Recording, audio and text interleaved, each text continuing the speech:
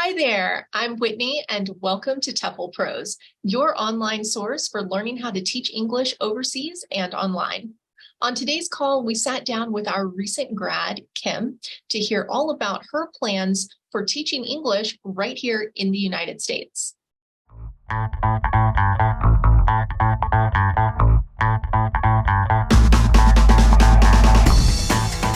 Hey, Kim. Hi.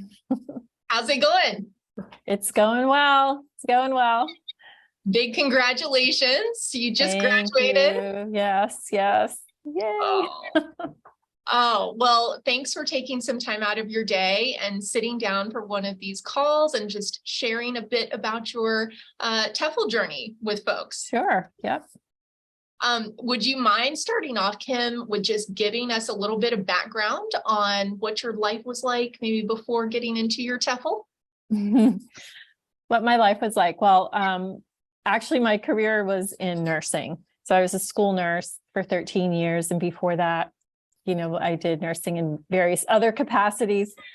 But I retired in October of 21 and was just looking for something to do, that I guess one of my big criteria was it had to be something I was passionate about.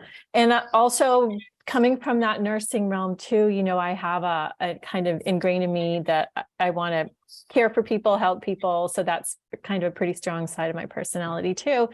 And then when I started, the war in Ukraine happened, and I was just on a Facebook group, and they started asking if people would be willing to do some English tutoring. And I thought, well, I could do that. I've had some students in the past that did immersion English with me over the summer and stayed for a couple of weeks in our house. And so, and I think it was that working with this student online and just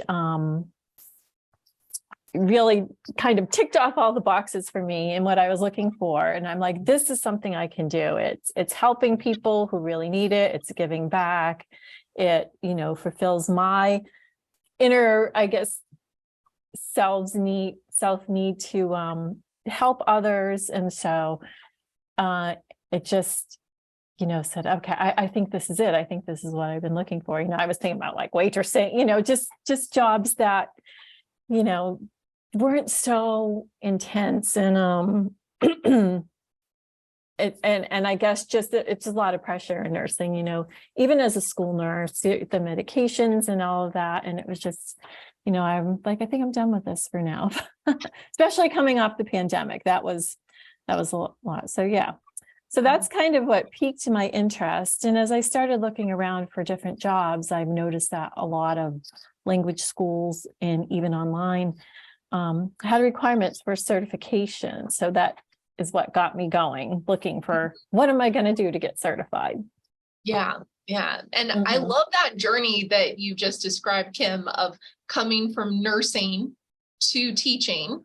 And the fact that you could recognize that there's actually a lot of synergy there between the two, because you're communicating with people, you're helping people.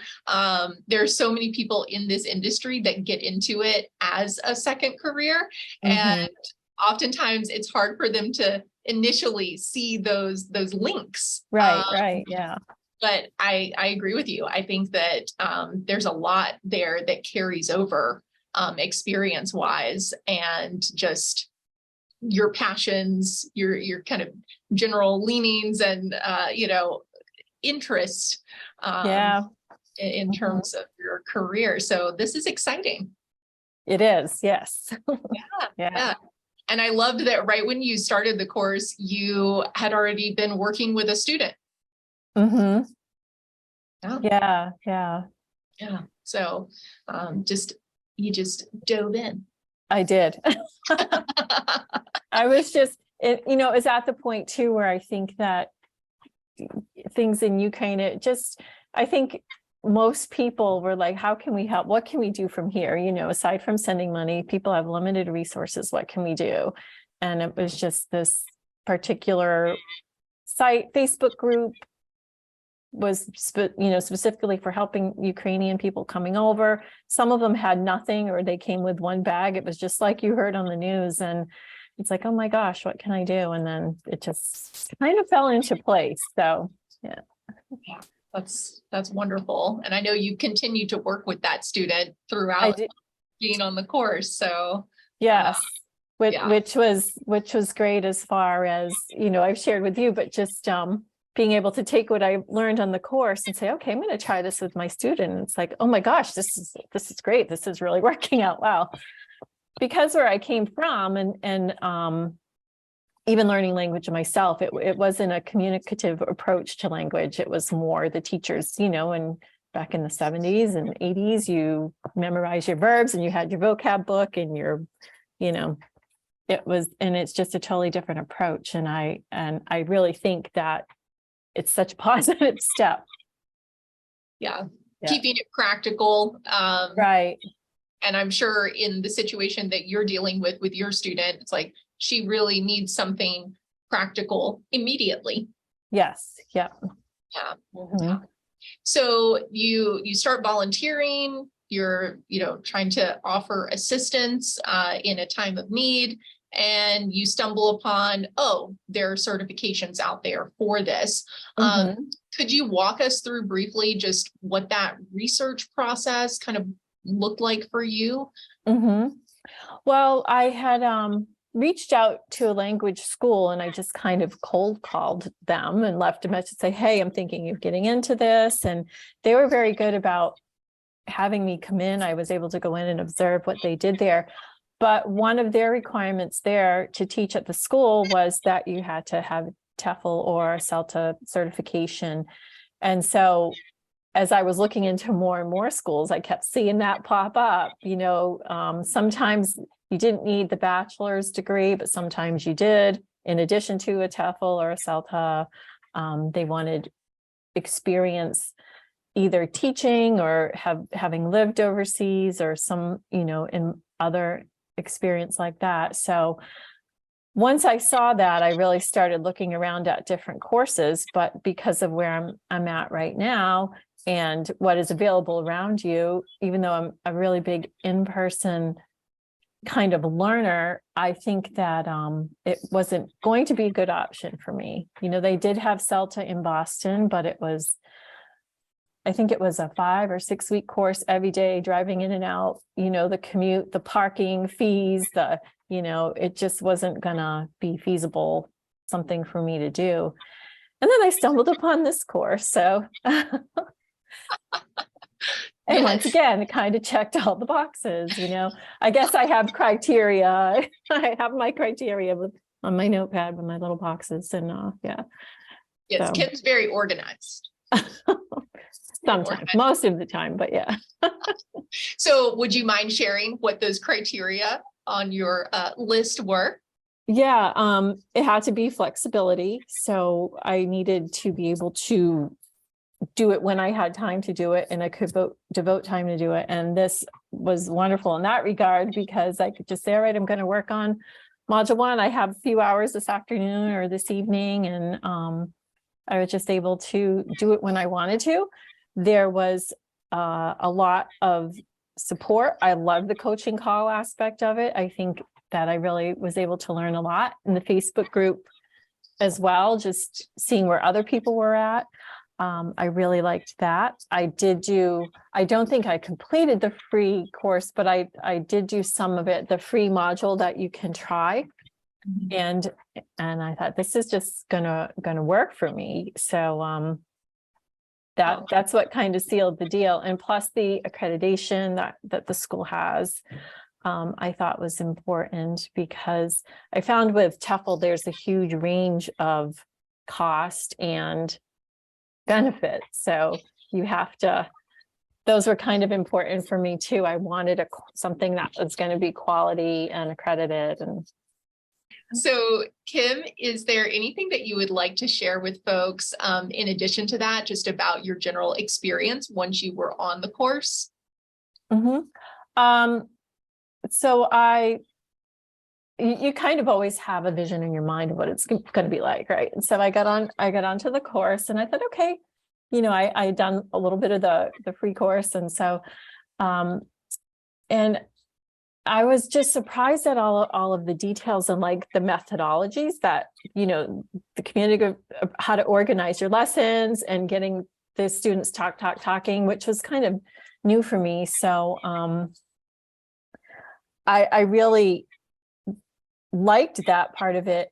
I thought that planning the lessons at first, it took me a long time because I'm like, what am I doing? Oh, wait, this doesn't meet the goal in the right place. And trying to figure out how everybody's going to sit and all of those things that really play into lessons that I never even, I didn't have any idea at all about that. So, but as time went on, it got easier. There's some good references in the course too. The handbook I thought was very helpful with that because, coming up with games to play, I'm like, well, what kind of games do you play in an English class, But yeah, so I think that going through the course and as it went on, you kind of get in a groove, and the ability to access it at any time was just great. I went through it at a fairly good pace. That was kind of one of my goals. I wanted to finish and just get out there and start. But I also wanted to be able to offer potential employers, that certification and that knowledge that, I have been through this and have done plan lessons and stuff. So yeah, that's kind of, yeah. Well, you definitely went through the course at a good pace. You seem to like keep yourself on track and very consistent. So I think that's great. And I think it's really cool that you are seeking opportunities in your local area because, it's not necessarily something that we automatically think of when we think of getting TEFL certified. Oftentimes people are moving to another location, another country in the world. So this has been really interesting on our end as well to hear you talk about your journey, like on the coaching calls of reaching out to different community centers and organizations and community colleges, or just, things available in your local area that you can start working with right now. Yeah.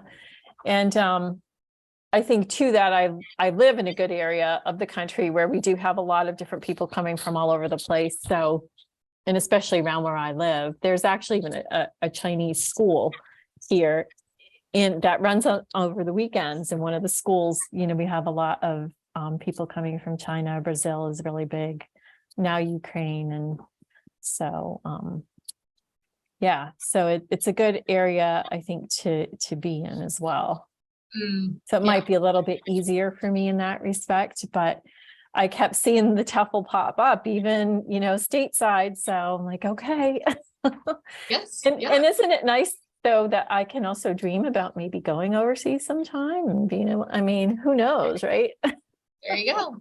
One of your classmates that was on a lot of the same coaching calls, he's, leaving for Europe soon. So follow along with that journey.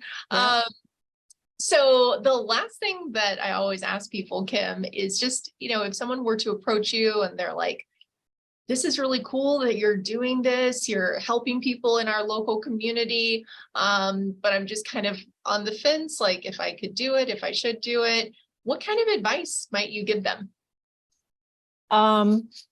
First of all, people have already approached me. Because when they see what I'm doing, or I tell them about what I'm doing, they're like, oh my gosh, that's so interesting. Tell me more. So that's already happened. So I think that people definitely are interested. So for me, I guess I would just tell them that, you have a good amount of time to finish the course. There's a lot of support. They're an accredited course. You're going to come out knowing what you need to know, and you get to, and even the classroom observations were really helpful to just be able to sit and watch the instructors go through. This is how they do the games. This is how they map, or we know one didn't meet the goal, or, it's just, but it was all good because it was all learning. It's like, oh yeah, I wasn't one that picked that up. I don't know if I was just focusing on other things or not, but yeah. So, I think that I would say go for it. It is relevant, even if you can't go overseas. I'm seeing it in my job search. It's definitely a requirement on a lot of stateside positions as well. So you really, I mean, if you think it's something you want to do, I think you really have nothing to lose with this course, because again, it ticks all the boxes. And I think the flexibility for people too, especially here with working, just knowing that, no, I don't have to sit here for 6 weeks and it's going to just take up all my time. I can log on. I very often would get up early in the morning and log on and do a section of the lesson, or, in the evening after dinner. And so, if I had something that day, I didn't, but I still had time to finish. So that flexibility is important. And one of my hesitations was that, it's going to be online, I'm not going to have the support. And that was totally, not true at all. There's definitely a lot of support